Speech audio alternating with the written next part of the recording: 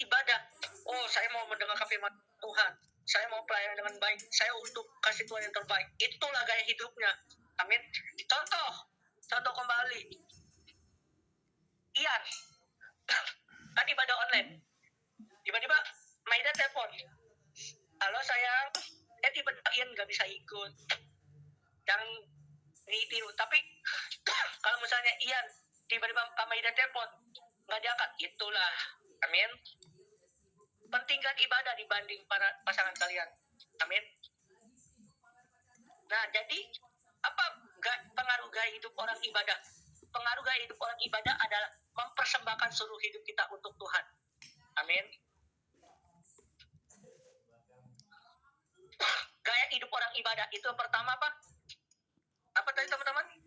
Kita sebagai orang percaya harus memiliki gaya hidup ibadah atau pelayanan. Itu yang pertama. Yang kedua, kita buka Yohanes 4 ayat 24. Yohanes 4 ayat 24. Allah itu roh. Barang siapa menyembah dia harus menyembah di dalam roh dan kebenaran. Nah, gaya hidup apa yang harus hidup yang ibadah itu gimana yang harus kita lakukan? Kita harus menyembah siapa? Di dalam roh dan kebenaran. Nah, pas penyembahan, tapi hati pikiran kita apa? Ya Tuhan, itu kompor dari mati itu aku lupa. Itu nggak boleh teman-teman, jangan tiru. Contoh sederhana. Oh, kita makan apa ya? Lagi penyembahan kok pikirannya makan. Tapi tubuh kita masih ada di sini, di ibadah. Tapi roh kita kemana-mana. Itu nggak boleh. Tapi kalau menyembah di dalam roh dan kebenaran, hidupnya harus memiliki gaya. Gaya apa? Gaya dalam Tuhan. Nah, orang yang hidup di dalam ibadah, di dalam roh dan kebenaran, memiliki ciri khas. Ada ciri khasnya, yaitu dia tahu apapun sakit penyakit kalian, dia udah bisa baca.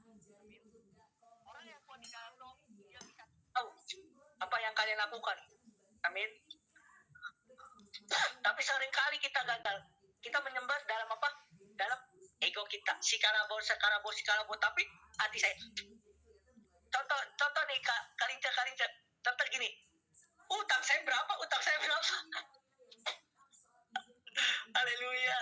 Bercanda ya teman-teman. Kita sambil bercanda. Tapi kalau orang gaya hidup yang ibadah gini teman-teman. Pas penyembahan hadirat Tuhan nyata. Kita menyembah. Amin. Kita merasakan. Kita sukacita. Nah, pertanyaan dalam hidup kita. Mau nggak kita memiliki gaya hidup orang ibadah? Miliki hati yang ibadah. Kalau mau, kita belajar dari Tuhan. Apa itu belajar?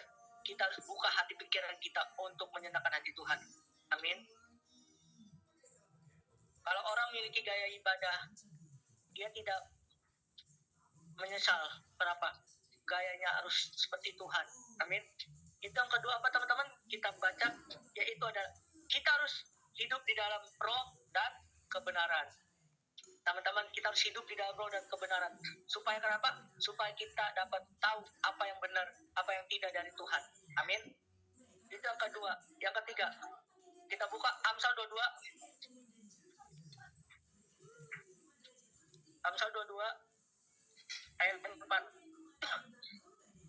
Ganjarannya ada kerendahan hati, takut akan Tuhan adalah kekayaan, kehormatan dan kehidupan. Artinya kita harus garisin di sini adalah takut akan Tuhan.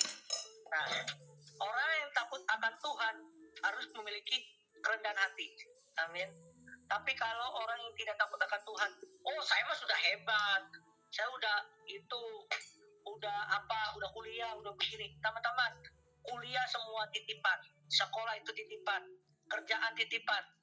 Tapi yang benar adalah ketika kita sudah diberkati Tuhan, kita sudah kuliah, kita harus melayani dengan apa?